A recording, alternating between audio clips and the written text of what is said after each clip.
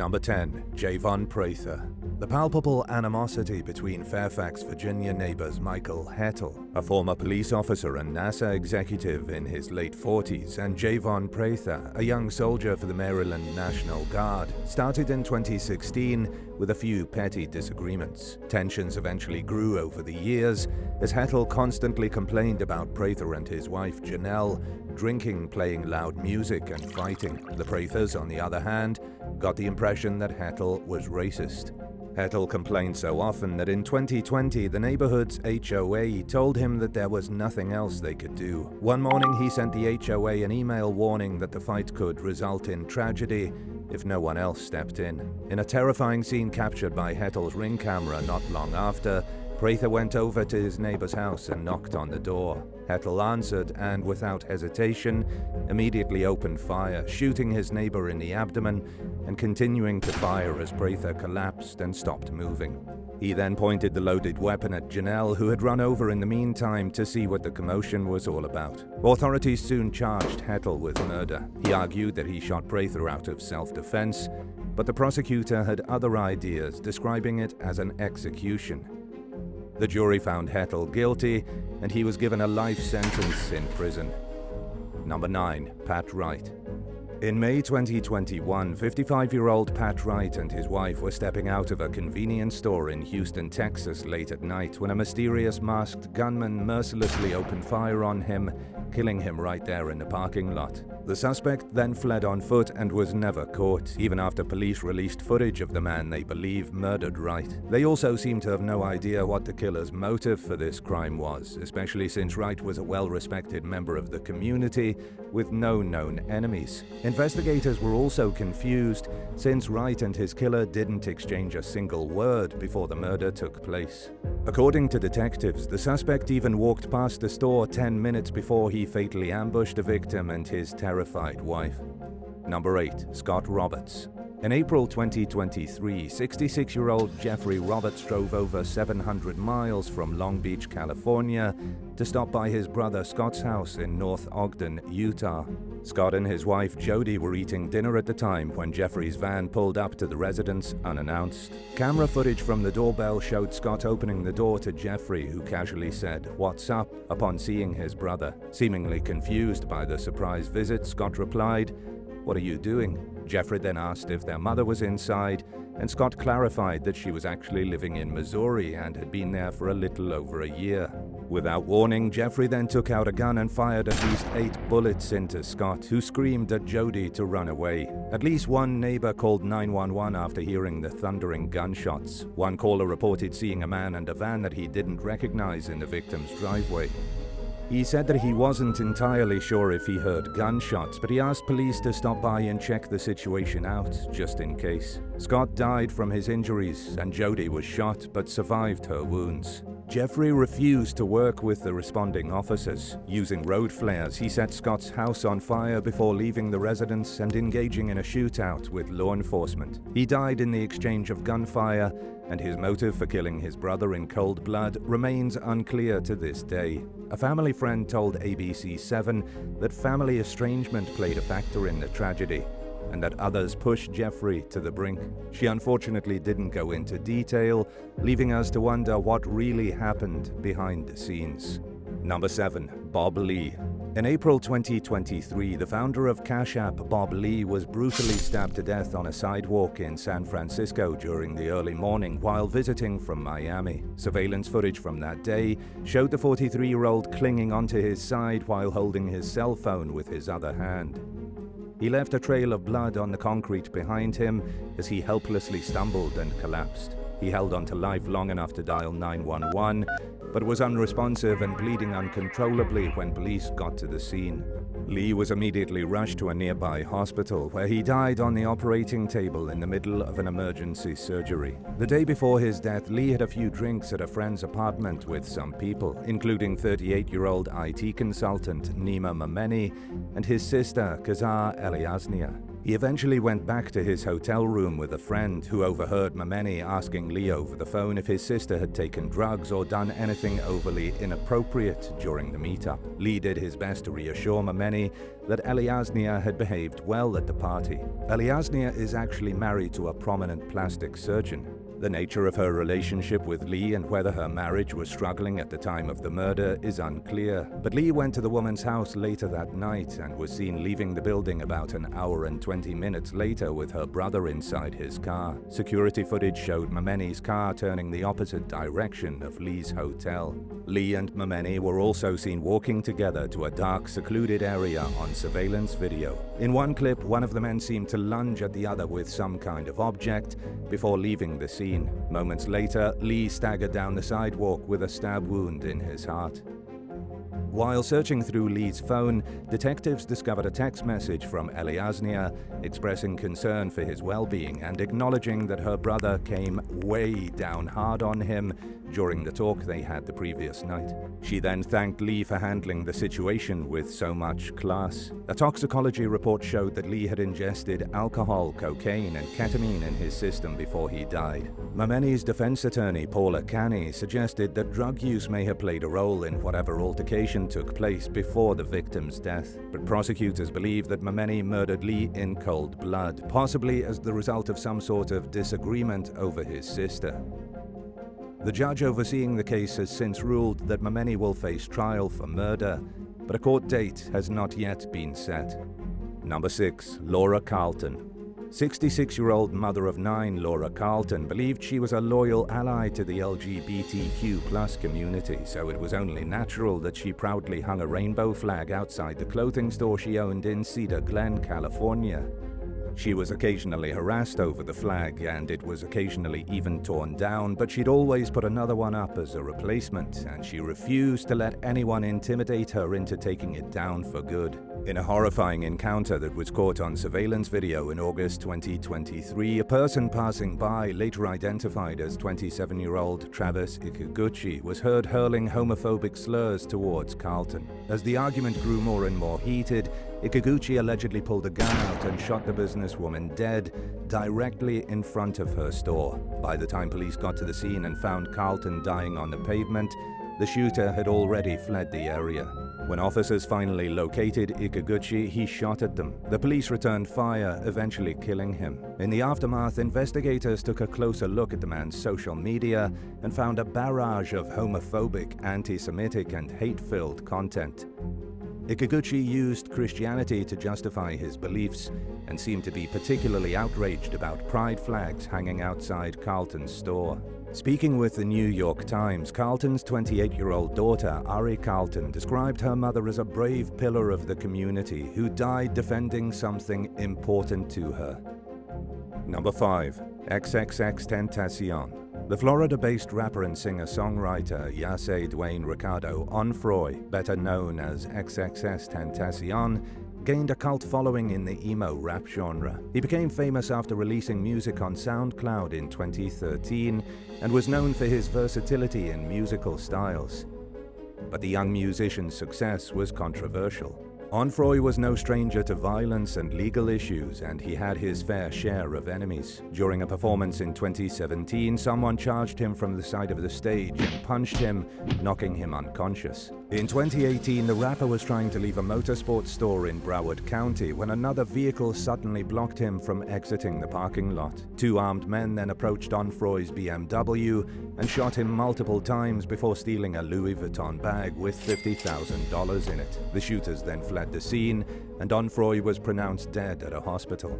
Authorities charged Michael Boatwright, Dedrick Williams, and Trayvon Newsom with robbery, first-degree murder, and more. During their trial in 2023, jurors were required to watch graphic surveillance footage of the murder, which has not yet been released to the public. All 3 defendants were found guilty and sentenced to life in prison without possibility of parole. A 4th suspect, Robert Allen, pleaded guilty to a reduced second-degree murder charge in exchange for testifying against his co-conspirators. He was sentenced to 7 years in prison. Number 4. German Ariel Montes de Oca Ramirez. During one summer morning in August 2021, 31-year-old Ariel Montes de Oca Ramirez and 29-year-old Ishmael Rodriguez Rosado got into a fight outside a Latin American restaurant in Long Island, New York. During the exchange, Rodriguez Rosado took out a 9mm handgun and shot Montes de Oca Ramirez 4 times. By the time police responded to a witness's 911 call, Rodriguez Rosado had already fled the scene. Undercover officers saw the suspected shooter's SUV parked outside a gas station a short while later and tried to block the car in. Rodriguez Rosado hit one of the patrol vehicles as he escaped the station. The police then chased after him and managed to disable his SUV with a technique called the pit maneuver, which involves tapping the rear end of a vehicle and causing it to spin out of the driver's control.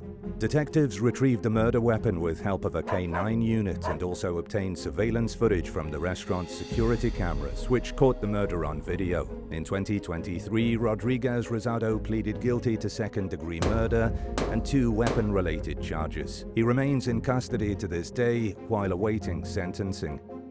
Number 3. Andreas Propst. In a horrifying act of violence against an elderly man, a group of cruel teenagers fatally mowed down 64-year-old retired police officer Andreas Propst while he was riding his bike in Las Vegas during September 2019. The young man in the passenger seat caught footage of the unprovoked killing while encouraging the driver to hit Propst in the ass. In the video, the driver was heard saying, "Ready?" to his friend. He then pulled up right behind Propst, who was in the bike lane, honked his horn and plowed into the cyclist, who was sent flying. The suspect who was filming captured footage of Propst as he lay dying on the side of the road. The heartless teens could be heard laughing as they drove away, showing not even a shred of concern for the man they just rammed into. Based on the content featured in the video, investigators concluded that the suspects hit the senior citizen on purpose and that this was no accident. Police were able to identify the suspects after the footage popped up online. The driver and passenger are now facing murder charges for the disturbing hit and run. Number 2. Jose Juarez and Joshua Pena. During the summer of 2023, when an argument broke out between multiple gang members outside of a gas station in Bakersfield, California, it initially seemed as if the men were about to settle their disagreement in a fistfight. But the situation quickly grew deadly when a man pulled a gun out and opened fire on his rivals. 28-year-olds Jose Juarez and Joshua Pena were killed at the scene. The suspected shooter, 19-year-old Brian Heredia, ran away in a Dodge Ram pickup truck, leading cops on a high-speed chase that finally ended when an officer rear-ended him and disabled the vehicle. Heredia and the truck's other occupants left the scene on foot, but police officers quickly caught up to him and another suspect, 20-year-old Saul Ochoa. They arrested a third suspect, 24-year-old Rito Castillo, about 1 week later. All 3 suspects are facing first-degree murder charges and are being held without bail pending the results of their cases. And now for number 1. But if you want to hear more bizarre and crazy stories, stay tuned after the video for some more content. Number 1. Christopher Williams.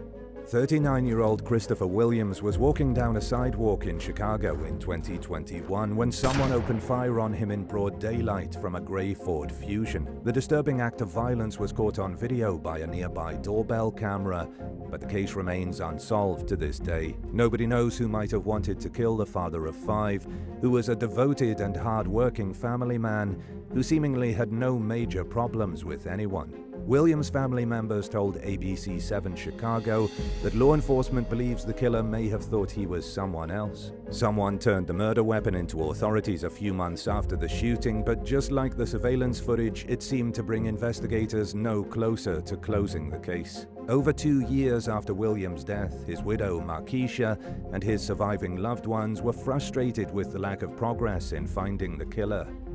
Christopher's mother, Vicki Armstrong Williams, said that she'll never have closure even if the case gets solved, but that learning who was responsible for her son's death would at least give her a bit of peace. Authorities are still hoping someone with information will come forward and help solve the case so they can give Williams' family the overdue answers they deserve. Number 9. Samantha Pier. To rake in some badly needed extra cash, 8th grade science teacher Samantha Pier and her husband Dylan began performing together in adult videos and making them available to paying subscribers on OnlyFans. Pier went by the stage name Chloe Carter, but someone still figured out that it was her in the videos, and the school district was not happy when they found evidence of the raunchy couple creating content in the classroom during off hours. Once her superiors found out about the page, Pier resigned. Dylan, who also worked at the school, was fired 4 days later. In response to the scandal, Samantha posted a video claiming that she and Dylan became adult performers to compensate for their low-paying teaching salaries. She explained that she was already spending a lot of time on school-related duties outside of her contract hours, and that it was taking away from her time with her children and the family's ability to survive on teaching alone. Samantha said she blocked the entire state of Arizona from viewing her content in hopes that it wouldn't interfere with her day job, but the videos were somehow discovered. The disgraced educator accused her former employee of disseminating the images and details of her account to students. In addition to losing her job, Pier was also banned from OnlyFans for violating its policy on making content in public, but she at least managed to avoid criminal charges. Number 8. Gyet Doart. If you were raised by old-school parents, you may remember them threatening to wash your mouth out with soap, or actually doing it. But this type of punishment is now widely considered abuse, and it certainly isn't something school teachers typically get away with doing. Gyet Doart learned this lesson the hard way in 2019 when she was working as a teacher for the Palm Beach County School District in Florida.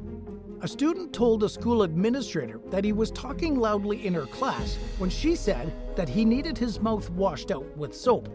Doart allegedly grabbed a bottle of sanitizer from her desk and told the student to approach, then pumped the sanitizer into his mouth.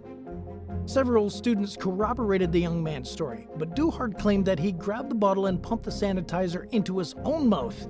He spit the sanitizer onto the floor, left the classroom, then returned a little while later, at which Doart let him go to the bathroom and rinse his mouth out. She insisted to investigators that she had no idea anything had happened until he left the classroom. In the first disciplinary action taken against her in her 12-year career, she was suspended for 10 days without pay. Number 7. Candace Mason. Most people associate dancing poles with strip clubs, but some consider it a legitimate art form, and it's gained increasing credibility in recent years for the athleticism and skill it demands, which seems to be the approach that North Carolina teacher Candace Mason took when she began pole dancing in her living room as a mental and physical release. Mason became so passionate about her newfound hobby that she shared videos of herself pole dancing on social media under a different name. She also began teaching it part-time. But the school she worked for apparently didn't share Mason's sentiment about pole dancing being an art, and when students discovered one of her videos in 2018, she was suspended from her job. She was reportedly accused of violating the school's code of conduct for online behavior, which dictates that teachers are held to the same standards on social media as they are in public. But the policy failed to explicitly define what constitutes crossing the line, and Mason's suspension raised bigger questions about what behaviors a school district has the right to police.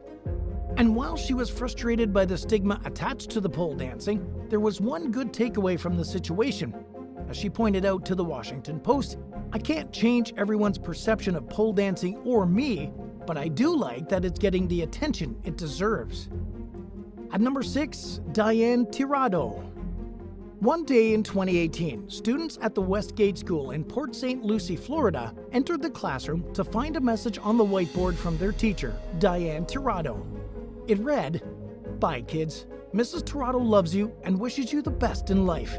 I have been fired for refusing to give you a 50% for not handing anything in." Torado had been fired for refusing to adhere to the school's no-zero policy, which dictated that 50% was the lowest possible grade a student could receive. She claimed that she learned about the policy after some students failed to turn in an assignment she had given them 2 weeks to complete. Because Torado was new at the school and was still in her probationary period, the letter informing her of her termination wasn't required to include a reason for why she was being fired. A school spokesperson denied that she was fired over the no-zero policy and claimed that she was let go for her substandard performance, lack of professionalism, and the toxic culture she allegedly created on campus. Numerous students and parents had supposedly complained about the teacher, and the school said it was investigating possible physical abuse. Torado vehemently denied the allegations.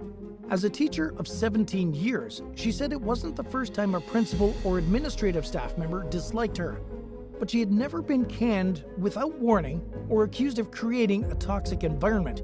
She said that she hoped for changes within the education system that would require students to earn their grades and put an end to what she described as a fraudulent policy that teaches kids that they deserve a reward just for showing up. Number 5, Gregory Saledo. In early 2018, a California school teacher's harsh anti-military diatribe was leaked on social media, sparking outrage in a community with strong ties to the armed forces. 49-year-old Gregory Saledo, who was also a local councilman, was working at a high school in Pico Rivera when he allegedly launched into a disparaging rant in response to a student's U.S. Marines t-shirt. In one recording, he could be heard saying, "Don't wear that in here." He also referred to military members as dumb and stupid, further stating, "They're not like high-level thinkers. They're not academic people. They're not intellectual people. They're the freaking lowest of the low." As you can imagine, people were extremely angry, and they wasted no time demanding Saledo's removal from the classroom. News of the incident garnered national attention and even reached the ranks of the White House, with Chief of Staff John Kelly commenting that Saledo ought to go to hell for his behavior. The school board voted to terminate Saledo following an investigation into his conduct, which found that in addition to his anti-military remarks, he'd used racial slurs in the classroom and told his students he would kill them all in order to protect his family if necessary. He appealed the decision, and the matter was about to go to court when he changed his mind and instead submitted a letter of resignation. In a statement, the teacher of 22 years said that he was simply no longer interested in being employed by the district. Number 4, Susan Oyer. Florida schoolteacher Susan Oyer was no stranger to allegations of mistreating her students when she was disciplined in 2020 for her latest spate of offensive remarks. In previous cases dating back to 2012, she was accused of calling African American students a disgrace to their race for not knowing the answer to a test question about the 1970s dance show Soul Train. One student claimed that Oyer said she looked like a hoochie missy and that her pants were too tight. Another time, a student said that her father was going to Mexico to get ingredients for his restaurant, to which Oyer allegedly responded, "Ingredients for what? A bomb?" Students also claimed that she said then-Governor Rick Scott deserved to be kicked out or assassinated. The problematic instructor settled these previous cases with the Education Commission by agreeing to a $750 fine and 3 years of probation at her job. She fell under scrutiny again in 2019 when the school district launched an investigation into parents' complaints about how their children were being treated in the classroom. Some even requested that their kids be removed from Oyer's class. According to a state affidavit, Oyer threatened to call immigration on a student, told another that she was surprised their parents hadn't thrown them against a wall, mockingly said, "Oh, look at Miss, I'm not even American talking." She also allegedly told a young man that there was a special school for students like him and criticized students' poor marks in front of their peers. In a settlement with the State Department of Education, Oyer agreed to a 6-month suspension of her teaching license. If she wanted to return to teaching afterward, she would have to pay a $1,000 fine and take a classroom management course. And while she didn't deny the allegations, the agreement did not require her to admit fault. Since then, it appears as though Oyer has chosen a new career path and is now a real estate agent. Number 3, Kirsty Buin. It's become easy for attractive women to make big money from home by selling steamy content on OnlyFans. Since then, a number of school teachers have come under fire for moonlighting as nude models. In one recent case, a 33-year-old physics teacher from Scotland named Kirsty Buin faced harsh backlash from her community when her OnlyFans photos were leaked among the student body where she worked. Furious parents complained to the school's leaders and an investigation was launched. One parent told the Daily Record, that Buchan's images weren't just suggestive, but that they were extreme and left nothing to the imagination. Buchan took her content page down after word got out about her second job, and she also resigned from her day job before disciplinary measures could be taken against her. It's unclear what she's up to these days, but she also has a history of working on camera with her clothes on via small-time acting gigs. Number 2, Tiffany Eaton. When a fight broke out between two students in her classroom in 2014, Detroit schoolteacher Tiffany Eaton tried summoning help with a school-issued walkie-talkie that she had been given to use in case of an emergency. But it wasn't working, and the fight only seemed to be escalating as the young men knocked over desks and continued going at it. Not knowing what else to do, Eaton took a broom and swatted one of the boys several times in an attempt to get the violence to stop. The student backed off, but only briefly. Cell phone footage of the altercation shows the other student rushing back toward him, and the fight continued until another student intervened and broke the parties up. After seeing the video of Eaton hitting one of the students with a broom, the district quickly took action to fire her. But the situation wasn't so cut and dry, according to Detroit Federation of Teachers President Keith Johnson, who said that Eaton violated the corporal punishment provision in the Michigan School Code, but that the same code also required her to do what was necessary to defuse a violent situation. The video went viral, and the public rallied around Eaton, who said she wanted her job back and hired a lawyer. She got her wish and was offered the opportunity to return to the classroom, but by then she had the opportunity to reflect on the situation. Through her attorney, Eaton said that she would only go back to teaching if certain assurances could be made. At the time, she and the district were negotiating these terms, which included a zero-tolerance approach to classroom violence. And at number 1, Candice Reed.